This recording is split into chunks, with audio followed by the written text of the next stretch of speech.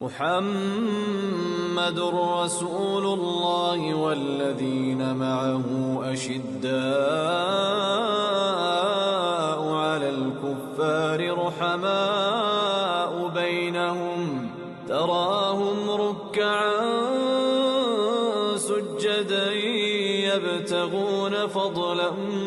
من الله ورضوانا سيماهم في وجوههم من أثر السجود ذلك مثلهم في التوراة ومثلهم في الإنجيل كزرع أخرج شطأه فآزره فاستغلظ فاستوى على سوقه يعجب الزراع ليغيظ بهم الكفار وعد الله